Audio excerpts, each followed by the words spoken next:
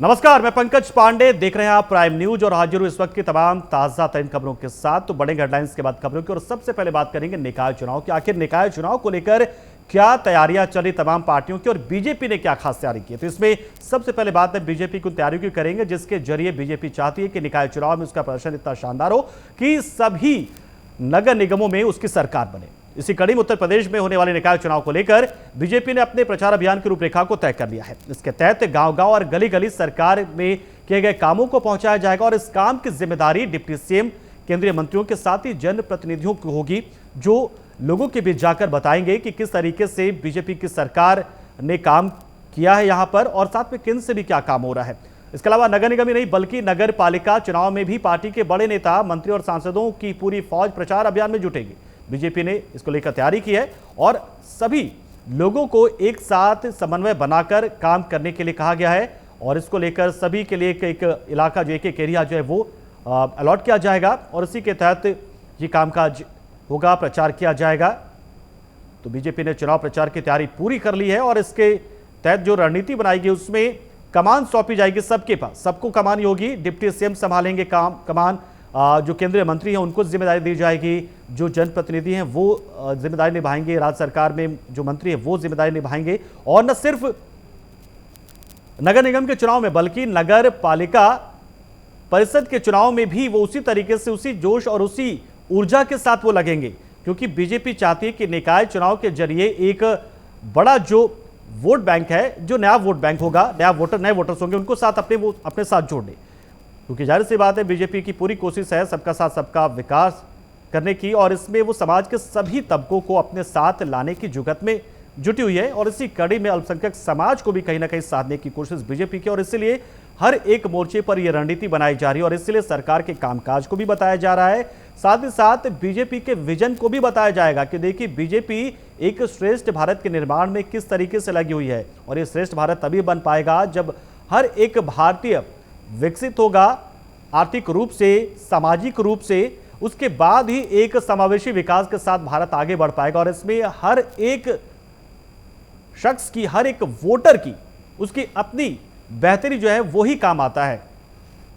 जब आप एक समाज को बेहतर दिशा देते हैं तो उसके बाद फिर एक अच्छा राज्य बनता है, एक अच्छा राज्य जब बनता है तो फिर एक अच्छा देश बनता है और इसलिए श्रेष्ठ भारत बनाने के लिए एक एक व्यक्ति का विकास हो ये सुनिश्चित किया जा रहा है और इसलिए शहर की सरकार भी आप बीजेपी की बनाए। बीजेपी यही गुजारिश कर रही है क्योंकि बीजेपी का ये साफ कहना है कि हम राज्य में डबल इंजन की सरकार दे रहे हैं, यानी कि एक इंजन केंद्र सरकार का, दूसरा इंजन राज्य सरकार का। तो ऐसे में आप तीसरा इंजन जो है वो आप शहरों में जो सरकार बनेगी वो बीजेपी की बना दें। इससे फिर अगर ट्रिपल इंजन की सरकार रहेगी तो सोचिए कितनी तेजी के साथ विकास योजनाएं आगे बढ़ेंगी, धरातल पर उतरेंगी और उसका लाभ आपको मिलेगा। और इसी कड़ी में आज जो है वो बीजेपी की महत्वपूर्ण बैठक भी है। उधर सीएम योगी जो हैं, उसी तरीके से सीएम योगी जो गोरखपुर दौरे पर हैं वहां भी वो बैठक करेंगे।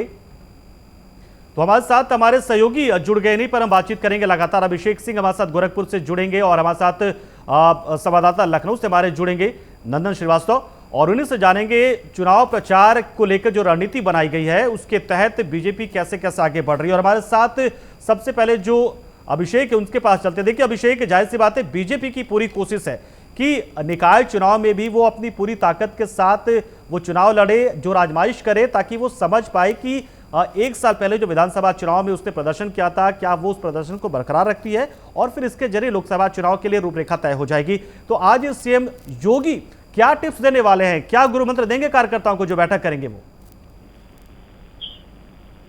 देखिए पंकज, ये बैठक काफी अहम होने वाली है। मुख्यमंत्री योगी आदित्यनाथ समय 1 बजे की टाइम में जो बैठक करेंगे, सबसे पहले बैठक जो है कुशीनगर की बैठक होगी, जहां पर नगर निकाय चुनाव को लेकर के मुख्यमंत्री योगी आदित्यनाथ गुरु मंत्र देते हुए नजर आएंगे। साथ ही साथ उसके बाद मुख्यमंत्री योगी आदित्यनाथ जो है महाराजगंज जिले की बैठक करेंगे और तकरीबन बैठक 2 से 3 बजे के बीच में चलने वाली है। उसके बाद सीधे मुख्यमंत्री योगी आदित्यनाथ से 3 से 4 बजे की जो की बैठक होगी वो देवरिया जनपद की बैठक होने वाली है। फिर से 4 बजे से 5 बजे के बीच में जो बैठक होगी वो सबसे अहम बैठक गोरखपुर की होने वाली है। तो जिस तरह से गोरखपुर में भारतीय जनता पार्टी ने गोरखपुर महापौर के प्रत्याशी मंगलेश श्रीवास्तव को घोषित किया, इससे सीधे तौर पर कयासें लगाई जा रही है। जिस तरह भारतीय जनता पार्टी ने पिछले विधानसभा सीटों पर 2017 की बात की जाए, चाहे 2022 की बात की जाए, 2022 में जिस भारतीय जनता पार्टी ने पूरी तरह से 28 सीटों में से 27 सीटों पर कब्जा बनाकर रखी थी, इससे सीधे तौर पर साफ स्पष्ट होता है कि भारतीय जनता पार्टी पूरी तरह से मजबूती के साथ इस बार मैदान में उतर रही है।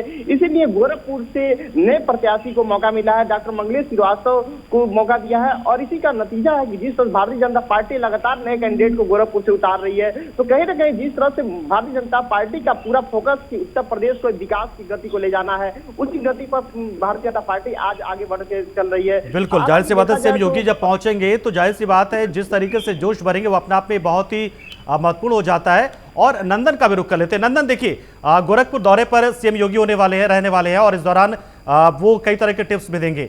इस दौरान में एक जानकारी ये भी सामने आ रही है कि बीजेपी ने एक रणनीति जो है वो तैयार कर ली लगभग। एक तो पहले जोश भरने का काम तो तमाम नेता कार्यकर्ताओं में कर ही रहे हैं, रणनीति भी बनाई जा रही चुनाव प्रचार की। तो इससे रणनीति के में जो क्या खास होगा जो इससे पहले हमने आज तक देखा नहीं होगा, कैसे ये रणनीति होगी, कैसे चुनाव प्रचार होगा बीजेपी का? और देखिए पंकज, मैं बताऊं आपको कि भारतीय जनता पार्टी और उत्तर प्रदेश के मुख्यमंत्री योगी आदित्यनाथ की जो रणनीति है वो स्पष्ट रूप से जनता के सामने है, क्योंकि उनका एक मंशा है अपराध को खत्म करना। ये अपराध को टारगेट करके उत्तर प्रदेश की जनता के दिल में अपनी जगह बनाना चाहते हैं। और खास करके देखा जाए तो कई सारी रणनीतियां हैं जो इनके कार्यकर्ता है, कार्यकर्ताओं को उत्साह भरना, इसके अलावा सभी बूथ अध्यक्षों को सक्रिय करना।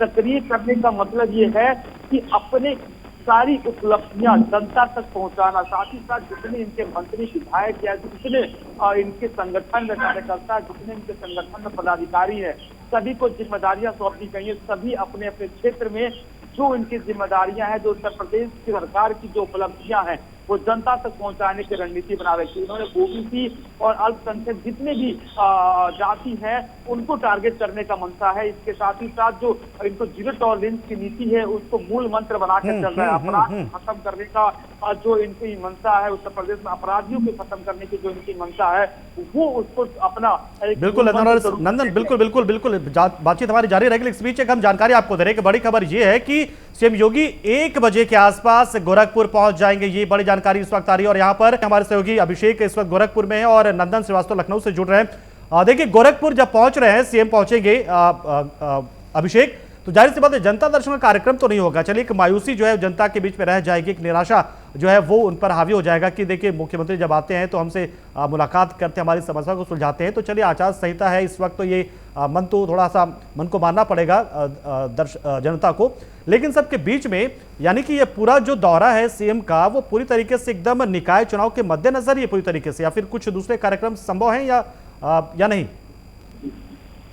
देखिए पंकज, इस बार मुख्यमंत्री योगी आदित्यनाथ का जो दौरा है वो काफी अहम दौरा है। ऐसे में निकाय चुनाव को लेकर के दौरा माना जा रहा है, क्योंकि जिस तरह से आचार संहिता लागू होने की वजह से मुख्यमंत्री योगी आदित्यनाथ जनता दर्शन कार्यक्रम नहीं लगाएंगे, क्योंकि इस बार जनता की जो निराशा हो वो देखने को मिलेगी। हालांकि मुख्यमंत्री योगी आदित्यनाथ जब भी गोरखपुर में आते हैं तो जनता को निराश नहीं करते हैं, जनता दर्शन लगाते हैं। लेकिन इस बार मुख्यमंत्री योगी आदित्यनाथ जो है जनता को निराश कर सकते हैं, क्योंकि आचार संहिता की वजह से मुख्यमंत्री योगी आदित्यनाथ जनता दर्शन कार्यक्रम नहीं लगेगा। इसी की वजह से आज मुख्यमंत्री योगी आदित्यनाथ गोरखपुर पहुंच रहे हैं। हालांकि पूरी तरह से गोरखपुर का दौरा जो है काफी अहम माना जा रहा है। जिस तरह से 4 जिलों की बैठक चलने वाली है उसमें कहीं न कहीं बैठक में मुख्यमंत्री योगी आदित्यनाथ जो गुरु मंत्र देते हुए पार्षदों को गुरु मंत्र देंगे, वहीं महापौर प्रत्याशी जो रहे उनसे भी बैठक में सम्मिलित होंगे। साथ ही साथ आपको बता दें गोरखपुर का वो सीट है जो हार्ड सीट माने जाने वाला है। इस सीट से जिस तरह से भारतीय जनता पार्टी ने डॉक्टर मंगलेश श्रीवास्तव को मैदान में उतारा है, तो कहीं न कहीं चुनावी लगाई जा रही है। मंगलेश श्रीवास्तव काफी सामाजिक कार्यकर्ता है, इसी वजह से जो है भारतीय जनता पार्टी ने डॉक्टर मंगलेश श्रीवास्तव चुना है। तो ऐसा माना जाता है कि इस बार की जो चुनाव है काफी अहम होने वाली है, क्योंकि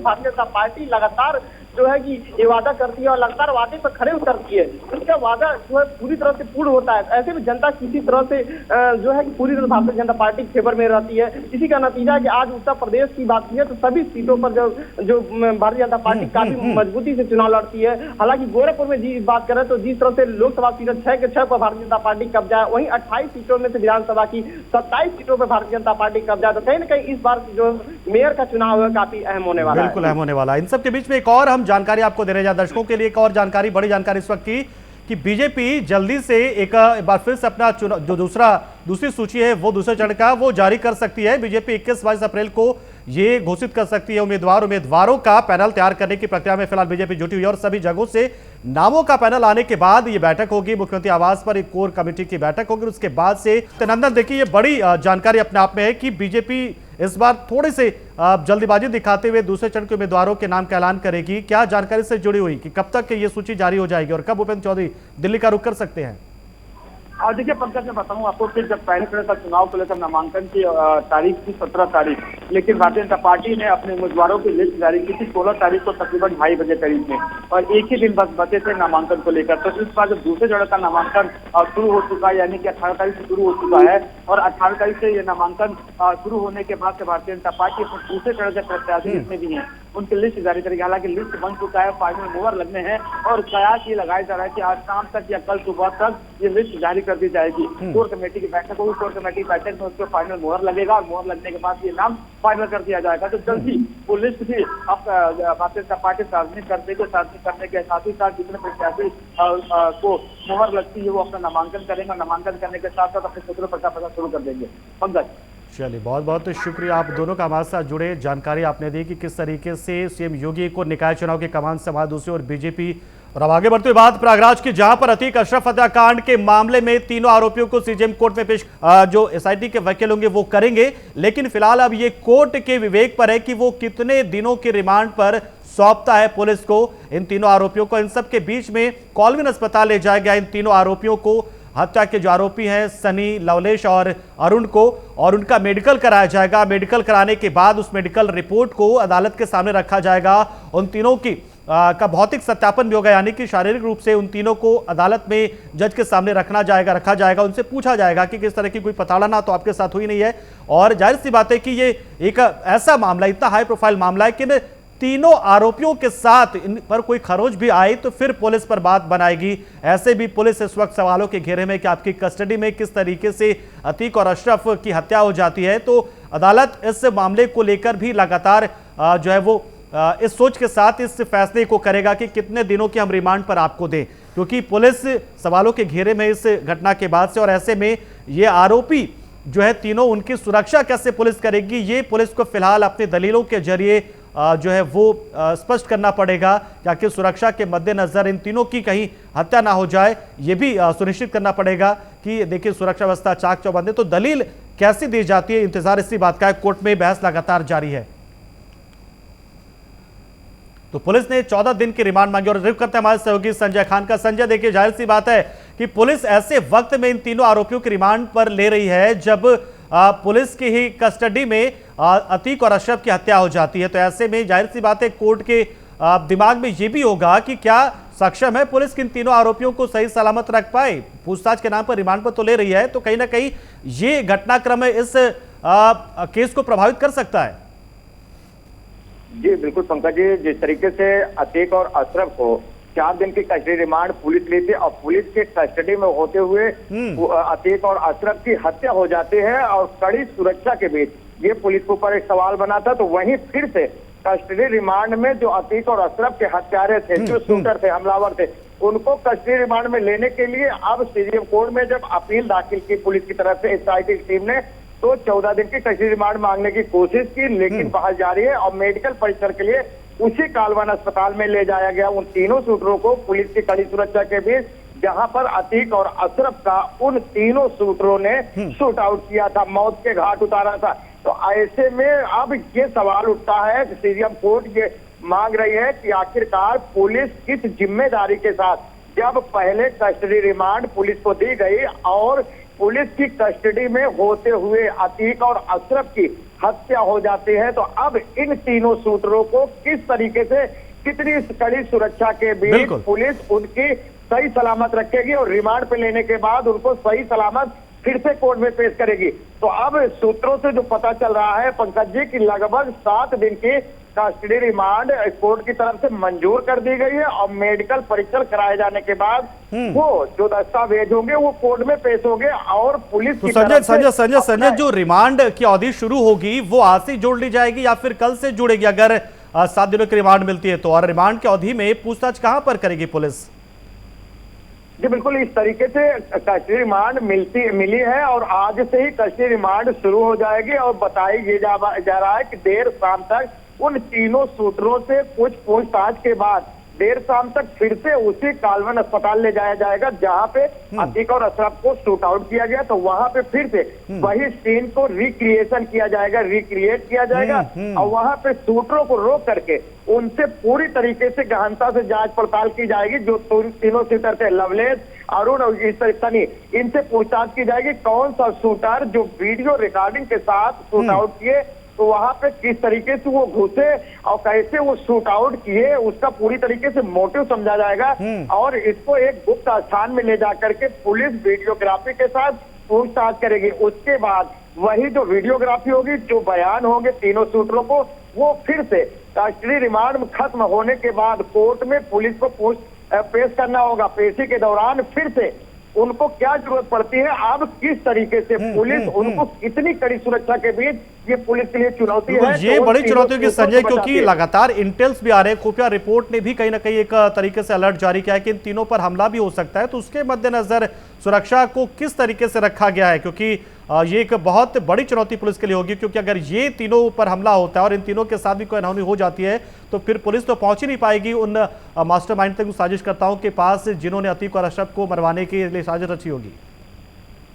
जी बिल्कुल पंकज जी, जिस तरीके से एजेंसियों का ये सूत्रों से खबर चल रही है कि इन तीनों शूटरों की भी हत्या हो सकती है, लेकिन ये पुलिस के लिए यही तो चुनौती है। पुलिस अब जो मीडिया के सामने अशरफ को लाया जा रहा था और वो बयानबाजी करते हुए नजर आए और पुलिस थोड़ा तितर बितर रहा करती, लेकिन अब ये देखना है कि पुलिस किस तरीके, कितनी कड़ी सुरक्षा के बीच और इन तीनों को घेरे बंदी करके ले जाएगी और किसी को किसी भी तरीके से जानकारी न मिलने पाए कि आखिरकार शूटर अब इस वक्त कहाँ है, कहाँ पे। चलिए, बिल्कुल संजय, नजर बना रहे हैं आप और लगातार हम इन तीनों हत्या के आरोपी जो हैं उनसे जुड़ी खबरें लगातार दर्शकों को बताते रहेंगे। बिल्कुल बहुत बहुत शुक्रिया आपका।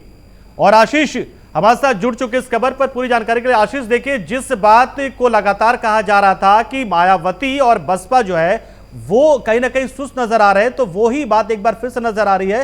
हालांकि एक दूसरी भूमिका में यहां पर रहेगी, लेकिन आखिर क्यों मायावती ने ऐसा किया और क्यों वो दूरी बनाकर रह रही है, जबकि चुनाव प्रचार में उनका शामिल होना कहीं ना कहीं बसपा के एक अच्छे प्रदर्शन को सुनिश्चित कर भी देता है। जी बिल्कुल, देखिए आप लोग अगर बात की जाए जिस तरीके से निकाय चुनाव का ऐलान हो चुका है और निकाय चुनाव को लेकर के जो प्रत्याशी, यू आर स्पीकिंग। हेलो जी, आप अपनी बात रखें आशीष। हाँ जी बिल्कुल, देखिए अगर बात की जाए जिस तरीके से नगर निकाय चुनाव का ऐलान हो चुका है और उसके प्रत्याशियों ने अपने अपने पर्चे भी दाखिल कर दिए हैं पहले चरण के। वहीं बात की जाए बहुजन समाज पार्टी की, तो बहुजन समाज पार्टी इस पूरे निकाय चुनाव में मायावती और सतीश चंद्र मिश्रा, क्योंकि अगर देखा जाए तो बहुजन समाज पार्टी में सबसे महत्व अगर देखा जाए तो राष्ट्रीय महासचिव सतीश चंद्र मिश्रा है और वहीं अगर देखा जाए सुप्रीमो में अगर देखा जाए तो मायावती हैं। तो दोनों ही इस नगर निकाय चुनाव में रैलियों में शामिल नहीं होंगे, क्योंकि जब देखा जा रहा है जिस तरीके से करीब बसपा ने अगर देखा जाए तो 60% के आसपास मुस्लिम प्रत्याशी उतारे हैं। हालांकि इस बार जिस तरीके से मायावती ने भी पहले भी ऐलान किया था और इस बार एक बार फिर ऐलान किया है चुनाव में कि जितनी भी रैलियां होंगी नगर निकाय चुनाव से संबंधित, उन रैलियों में बहुजन समाज पार्टी यानी कि मायावती रैली में नहीं रहेगी और सतीश चंद्र मिश्रा इस रैली में नहीं रहेंगे। बिल्कुल आशीष, बहुत बहुत शुक्रिया हमारे साथ जुड़ने के। कुल मिलाकर जो उम्मीदवार बनाए बसपा ने, उन्हीं पर दारोमदार होगा।